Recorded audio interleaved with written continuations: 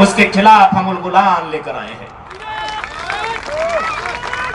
इन साफ शब्दों में कहेंगे कि मर्यादा पुरुषोत्तम को श्री राम कहते हैं, मर्यादा पुरुषोत्तम को श्री राम कहते हैं, बांसुरी वाले को घनश्याम कहते हैं, मिसाइल मैन को अब्दुल कलाम कहते हैं, और जो टाटा बीसीएसएल से आंख मिलाए उसे टाइगर जयराम कहते हैं।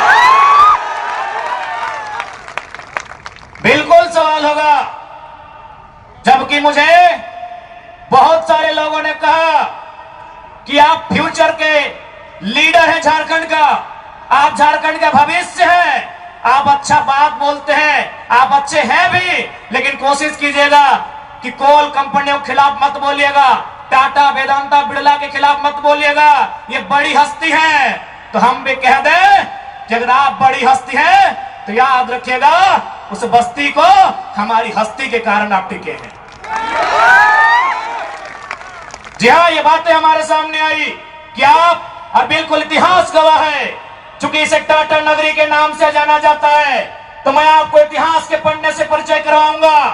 1977 का वो साल था, लेकिन वो कोल्हान नहीं, वो कोयलांचल था, वो टाटा सिजवा नामक क्षेत्र था, और वहां के जीएम ने एक कोयलांचल के हीरे को ऑफर किया था कि हम तुम्हें कार देंगे। उस कोयलांचल के हीरे ने कहा था हमें कार नहीं, बदले में रैयतों के लिए रोजगार चाहिए। इस बात में उनके बीच तू मैं हुआ था, वाद विवाद बढ़ा था, और आज इतिहासकार कहते हैं, आज जो लोग गांव में वो कहते हैं कि शहीद शक्तिनाथ महतो ने उस समय तत्कालीन टाटा के जीएम के गालों में खींचकर 2 तमाचा लगाया था। मैं उस वंश का औलाद हूं, मैं उस कौम का औलाद हूं। हाँ, ये मानता हूं कि बदले में फिर बाद में शहीद शक्तिनाथ महतो की हत्या उसी टाटा के जीएम के नेतृत्व में हुआ था। आज उसी का पाई पाई हिसाब लेने आया हूं। अरे कब तक डरेंगे भाई? अरे क्यों डरेंगे? मौत से क्यों डरेंगे? मौत तो हमारे नसीब में है।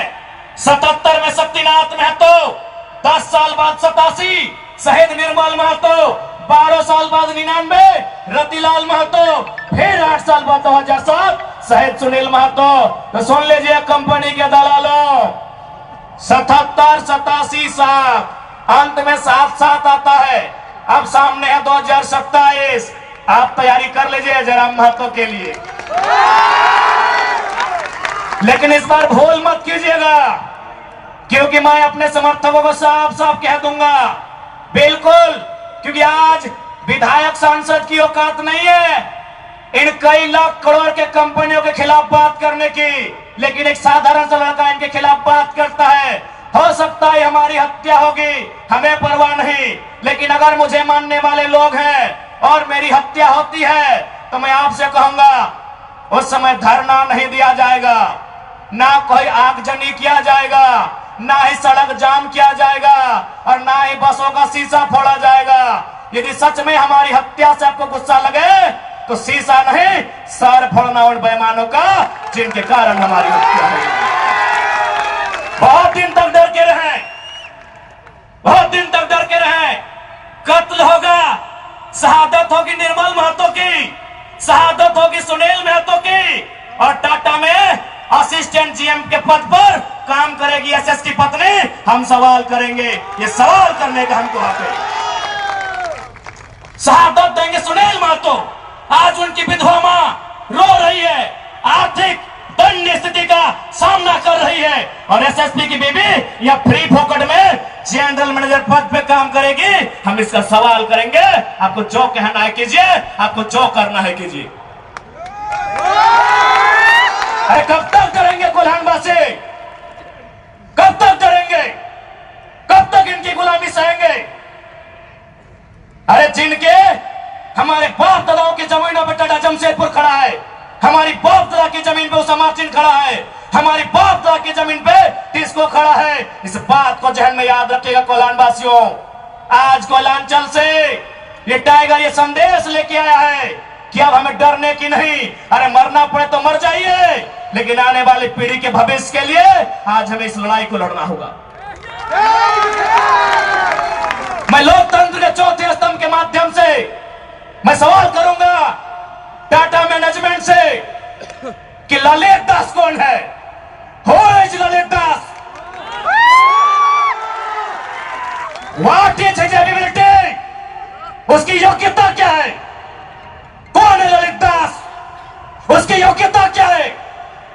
कितना तक पढ़ा है कि आज सीएसआर को संभालेगा, आज IL6 में नौकरी करेगा।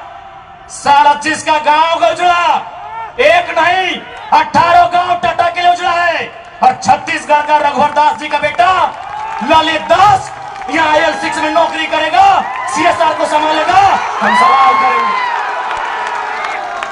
पूछेंगे मैनेजमेंट से, छापिए इसको हेडलाइन में कि जयराम महतो टाटा प्रबंधन से सवाल करता है, जमशेदपुर की टाटा प्रबंधन से, कि ललित दास कौन है, क्या है उसकी योग्यता। बाहर बात अच्छा मजाक बना के रख दी है। कत्ल होगा हमारा, लहू बहेगा हमारा, हमारी लहू से स्वर्णरेखा की नदी लाल होगी, हमारी लहू से दामोदर की नदी लाल होगी, और ललित दास माला माल होगा। हम सवाल भी करेंगे और बवाल भी करेंगे। इस बात को लिख लीजिए। आइए सामने टाटा के प्रबंधन, और हमें उत्तर दीजिए कि ललित दास कौन है, क्या है उसकी योग्यता। पूर्व मुख्यमंत्री का बेटा होना योग्यता है या वर्तमान राज्यपाल का बेटा होना योग्यता है? क्या यह योग्यता कहा जाएगा? भारत एक संवैधानिक राष्ट्र है। क्या बाप के दौड़ने के बदले बेटा दरोगा बनेगा? बाप के दौड़ से बेटा दरोगा बनेगा? बाप एग्जाम पास करेगा, बेटा टीचर बनेगा? तो पूर्व मुख्यमंत्री है चाहे वर्तमान राज्यपाल रहे, ललित दास कौन है, हमको हिसाब किताब चाहिए। राज ना ये चुनावी भाषण देने आए हैं, न राजनीति की बात करने आए हैं। एक संदेश लेके आए हैं कि कोयलांचल और कोल्हान के लोगों, हम दो हमारे दो नहीं। बिल्कुल इस भ्रम में मत रहिए, हम दो हमारे दो नहीं। तीसरा पैदा कीजिए, उसको निर्मल महतो बनाइए, उसको हथियार से लेस कीजिए। अरे कैसे लड़ेंगे आप इनसे? 20 लाख करोड़ की प्रॉपर्टी है इनकी, आप ऐसे लोगों से लड़ पाएंगे? आपका टीचर बेटा लड़ पाएगा? आपका वकील बेटा इनसे लड़ पाएगा? आपका डॉक्टर बेटा इनसे लड़ पाएगा?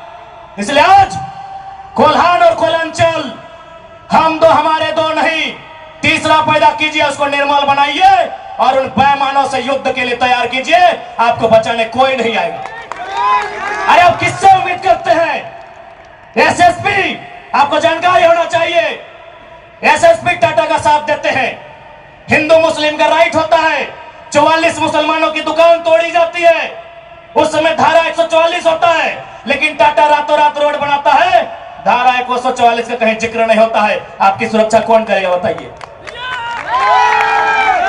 कौन करेगा आपकी सुरक्षा? ये हम आप बताइए हमें, कौन करेगा आपकी सुरक्षा? आज ये डोबो का वीडियो किसी हो, कोई डोबो का सीओ है, पहले मैं कहना चाहूंगा यहाँ बहुत सारे पुलिसकर्मी हैं जो ईमानदार हैं, उनको नमस्कार है।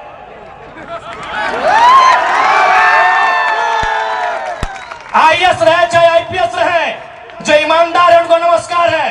अगर कंपनी में भी ईमानदार लोग हैं तो ईमानदार है, उनको नमस्कार है। लेकिन सुनने में आया है कि डोबो का सीओ 20,000 रुपया प्रति एकड़ अपने बाप का जमीन मोटेशन करवाने के नाम पे मांगता है। ऐसे सीओ को जो डोबो का सुनने में आया है, उसको तोहमुने में लेकर डुबा दीजिए। इस बात को हम सीने ठोक के कहेंगे।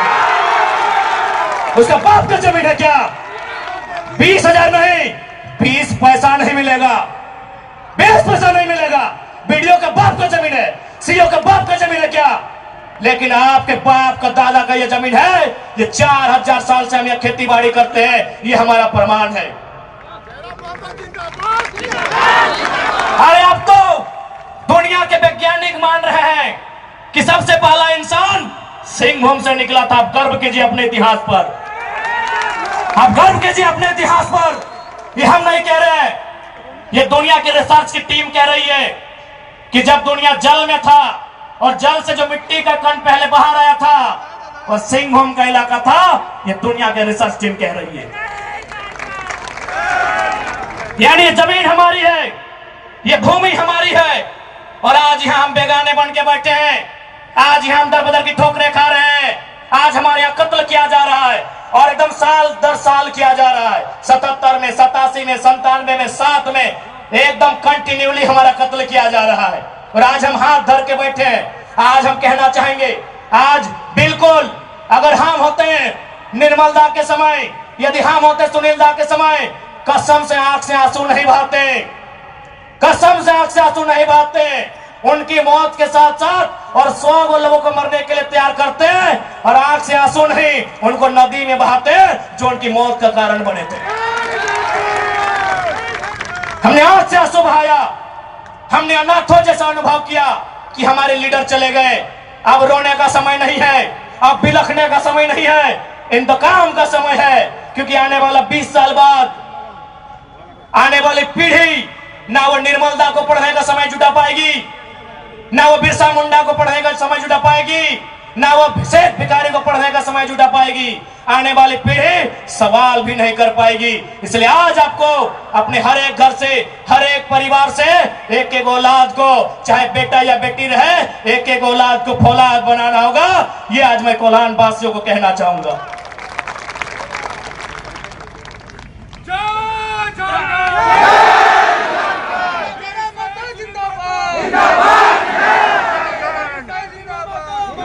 आज मैं एक सवाल करूंगा इस भीड़ से, मैं सवाल करूंगा टाटा नगरी में बसे बड़ी बड़ी इमारतों में बैठे लोगों से कि जब 1907 में टाटा की स्थापना हुई थी, मालिक कौन था? टाटा का कोई होगा?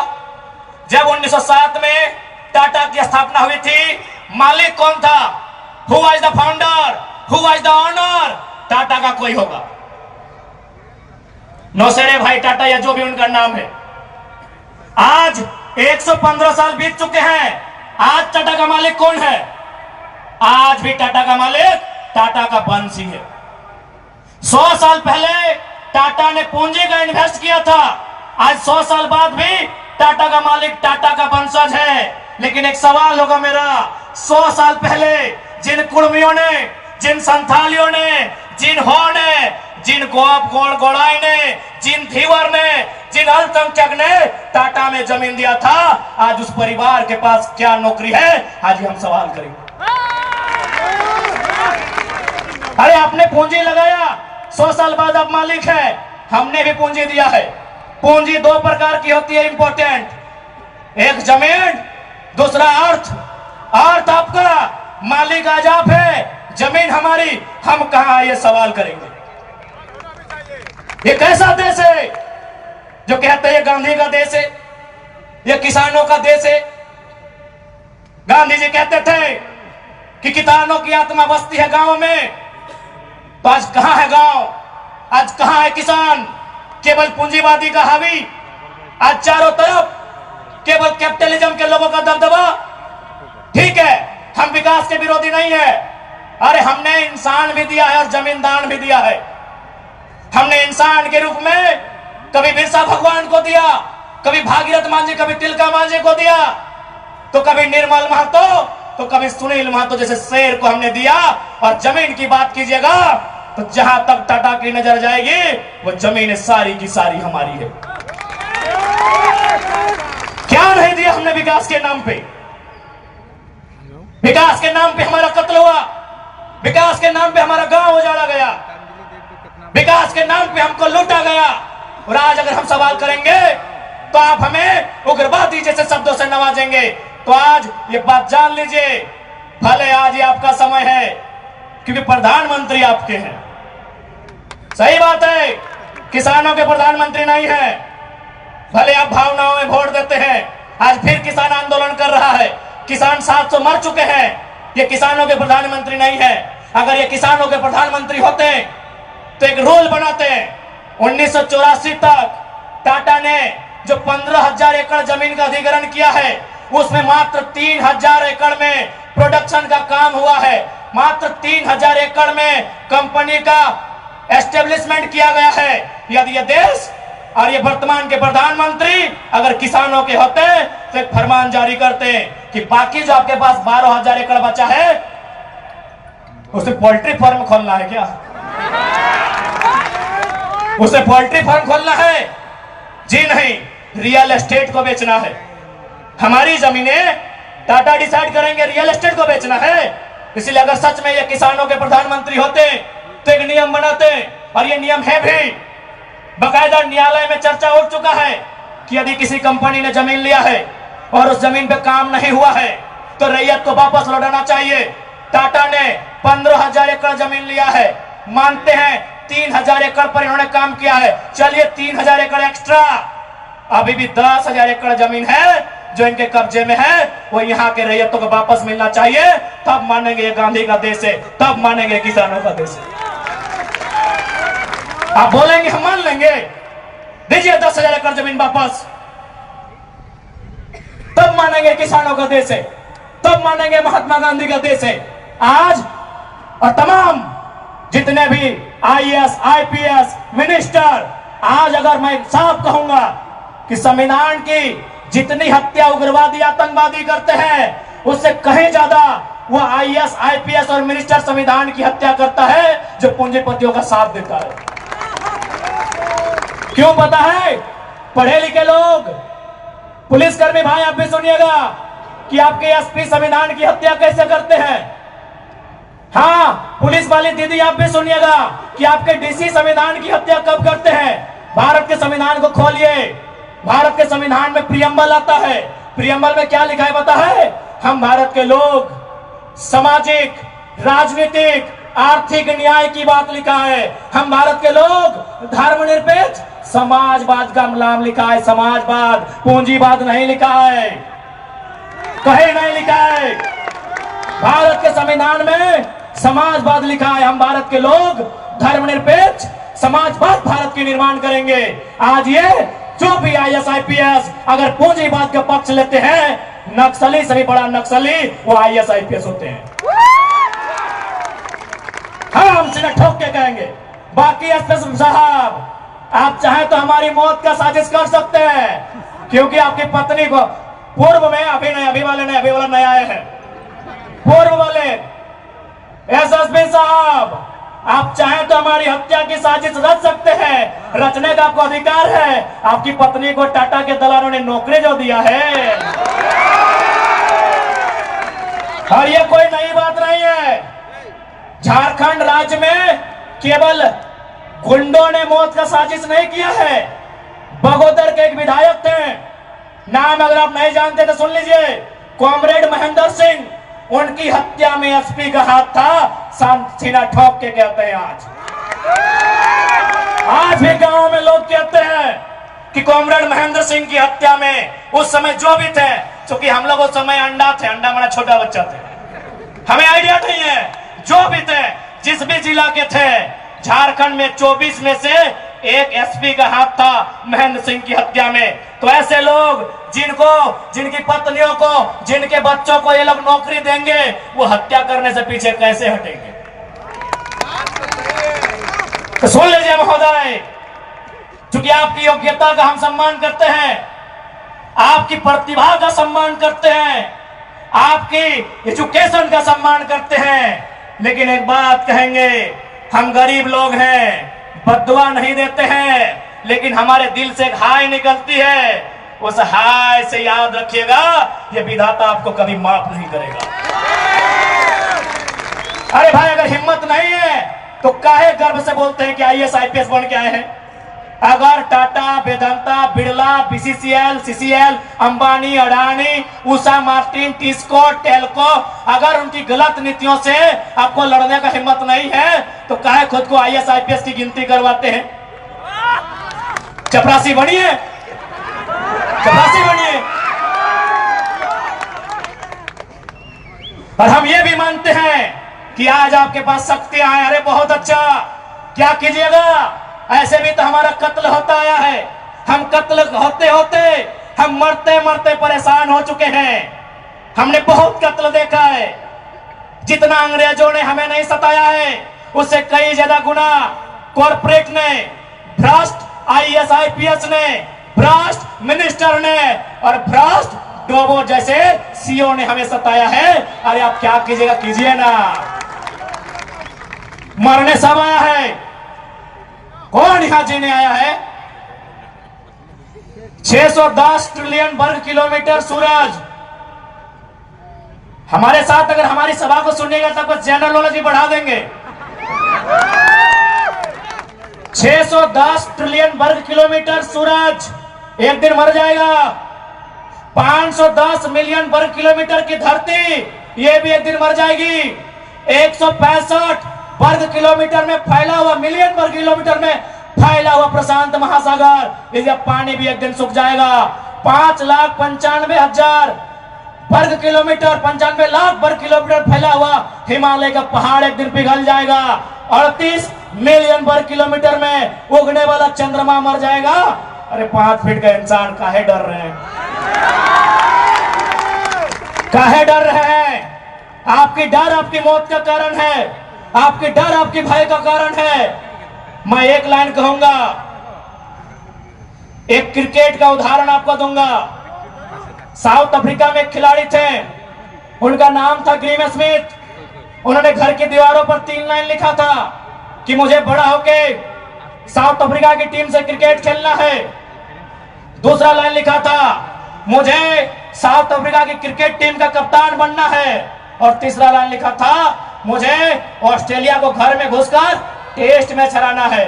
जबकि क्रिकेटर का ड्रीम होता है वर्ल्ड कप जीतना, लेकिन ग्रीम स्मिथ का ड्रीम वर्ल्ड कप नहीं था, ऑस्ट्रेलिया को टेस्ट में हराना था। क्योंकि उन्होंने घर की दीवार पर लिखा था, रोज उनको पढ़ते थे और उन्होंने वो तीनों ड्रीम पूरा किया था।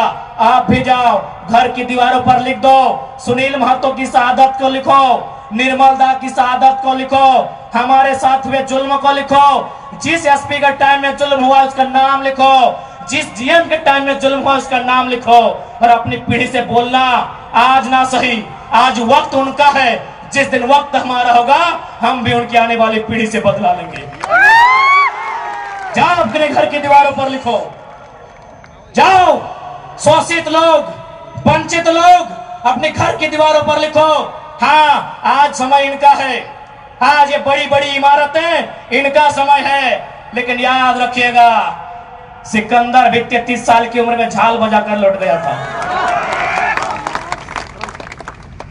बड़े बड़े 30 मारखास जहां से लौट गए। इसलिए मैं तमाम लोहर नगरी में जितने पदाधिकारी हैं, जितने मिनिस्टर हैं, मैं एक संदेश देना चाहूंगा, पाप का भागी मत बनिए। पाप किसी के बाप का नहीं होता है। कंपनियों की दलाली मत कीजिए, रैयत के साथ इंसाफ कीजिए।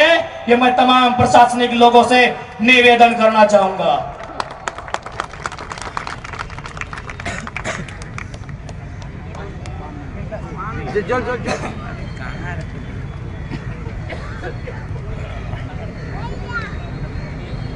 Kape.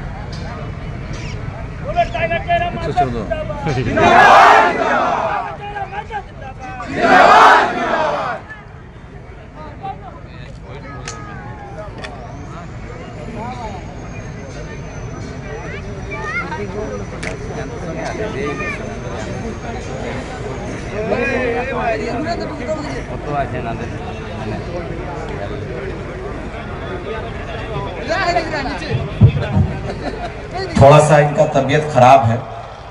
कल ही हम लोग इनको हॉस्पिटल लेकर गए थे। अस्वस्थ होने के बावजूद लगातार हम लोग